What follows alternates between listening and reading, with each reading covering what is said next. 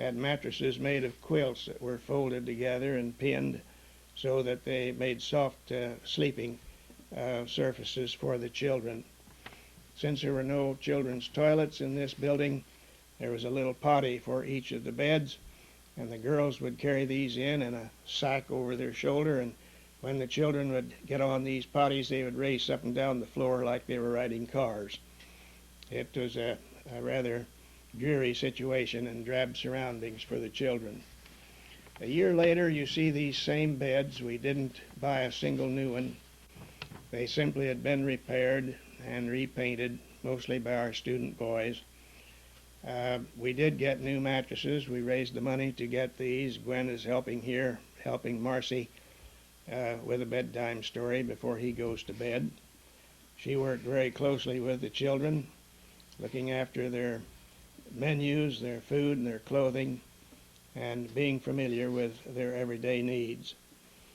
The rooms were each of the 3 dormitories were painted a different color, and the new draperies had different colors in them so that the rooms did not have the institutional sameness that you might otherwise expect in an institution.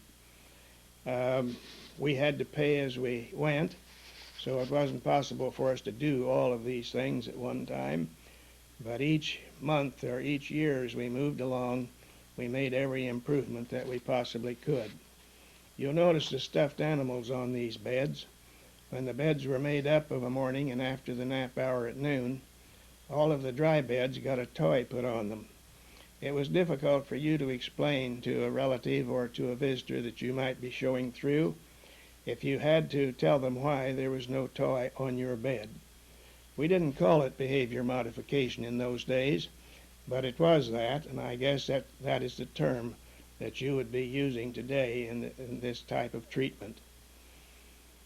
We tried to emphasize the good things that children did, the ways in which they showed their good training and their cooperation, so that we were emphasizing the positive rather than constantly dwelling upon the things that we wanted them to change. We had in our storeroom at one time over 1,000 of these quilts.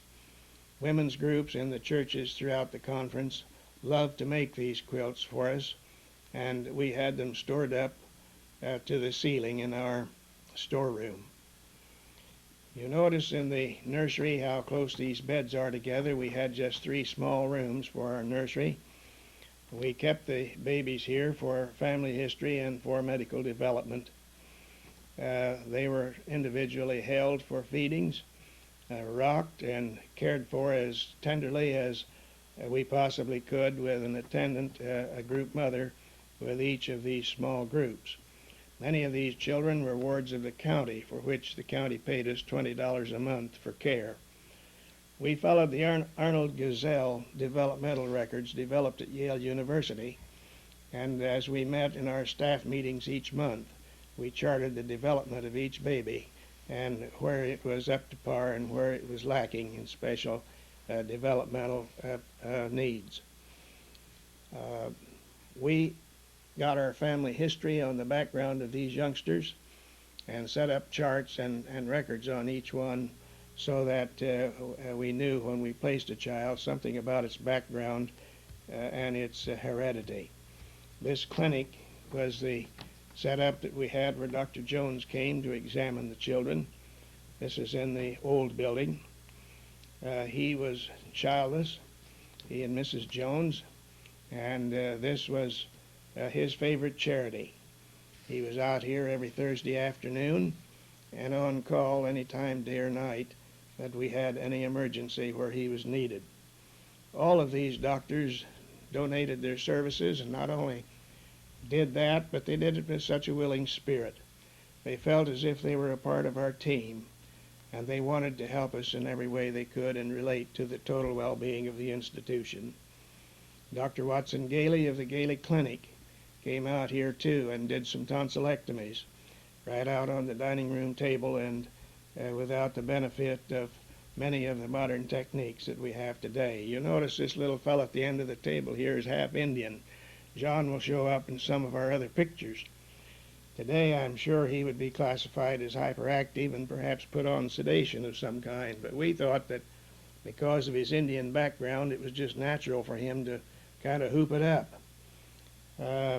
This is the same family room that you saw in the earlier pictures, but the student boys had painted the tables and chairs, and we had gotten some things changed in this room in the direction of progress.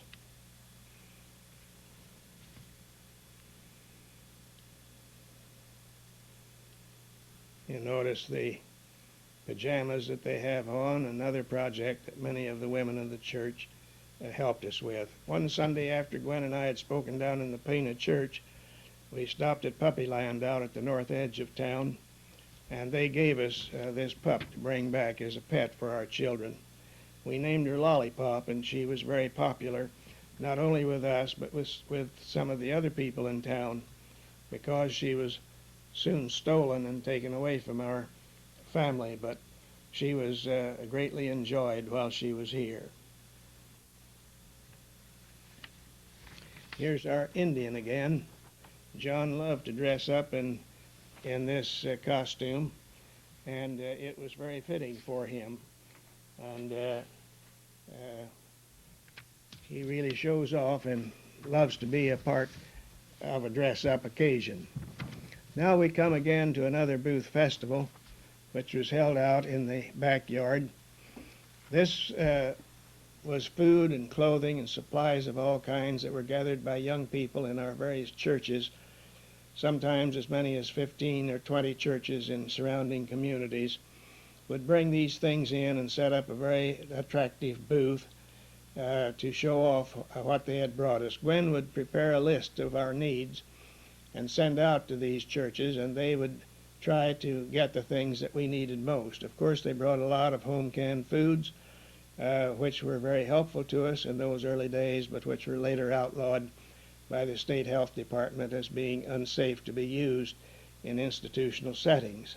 This is understandable because you never knew under what conditions they were canned or how long they had been canned before they were brought to us. And then the handling of them lots of times would loosen the lids so that the food was not usable. But in those days, when money to buy food was so scarce, we virtually ate out of our basement supplies. And you can see the variety of things that were here. Here's Bill, about a month old, just in his buggy, attending his first Booth Festival. Betty Jean was one of the sick children that we had with a chronic illness. She had to be moved from here over to Brokaw Hospital. Joe Depew, our attorney, and Dr. Jones were just as interested in her having a good Christmas as they were the big Christmas party for the rest of the children. You'll note again that we have children of various races and colors. I can't remember of any time that the Baby Fold hasn't had one or more minority race children in its family. I think you will admire the hair and the way it's being cared for by these older girls in these pictures. This young man is telling Santa Claus what he wanted. His name was Eddie, and after he graduated from college over in Indiana, he married the daughter of a federal judge, and the old judge sent the young couple on a trip around the world for their honeymoon. After he returned, he got a job with the state of Illinois as an engineer, where he is working yet today. A fine young man who came to us from a very depraved situation and who has made a fine place for himself in today's world.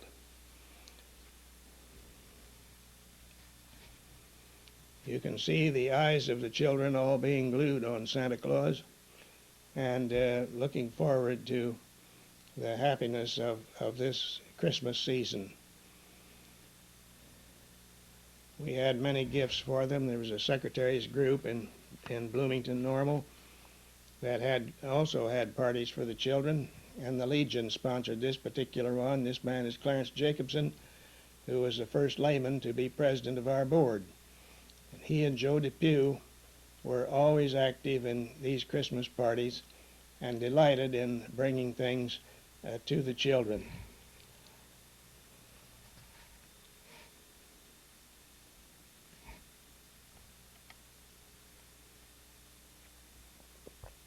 Some of the youngsters were a little bit scared of Santa to start with, and this will be particularly true down in the nursery. But most of them made up to him very rapidly. Even the babies in the nursery who weren't able to be in the big party were not forgotten by Santa with gifts and all of the things that they were old enough to enjoy. Isn't this a little doll? Most of these babies thought he was a little bit strange, but they all adjusted to him with the exception of one little fella here who put on quite a tantrum. And he just didn't seem to care much for Santa with any kind of an explanation. The two women in these pictures here working with the youngsters were long-time staff members with us. Miss Grace Tucker, who was a supervising kindergarten teacher at Illinois State University, after her retirement came and donated great blocks of her time to establishing a kindergarten program with our children. She had gotten her training at Iowa and was one of the early pioneers in early childhood development and an understanding of the preschool child. She had a group over at the university fix this stained glass window for her and set up a little chapel and worship center for the children so that as they went to Sunday school they would be familiar with what the Christmas story was all about. She also helped the family mothers in planning their day's work with the children and in providing care and supervision for them so that the girls themselves understood better what the children's needs were. In this Christmas scene, Santa Claus is Chester Wonderland, who has advertised himself as the biggest paint man in town. Now he runs a picture framing business downtown Bloomington and still has the Christmas parties for the State Farm employees' children out at their Christmas party each year. Chester had a very expensive costume and delighted in coming out and sharing with these children, and he provided a little framed picture for each child as he left the baby fold to go with him into his new home. And many parents have told us in years later that these pictures have been prized possessions of the children all the way along. You'll note Joe Depew again in this picture, and his nephew Jim will show up here in a minute, who is following in the footsteps of his uncle and looking after the legal end of the baby fold's business. This Christmas season was a hard season to schedule because none of the children left at Christmas time. They were all with us. And all the staff people, of course, wanted to be off at Christmas to be in their own families and with their own relatives. But the scheduling of the Christmas and holidays was a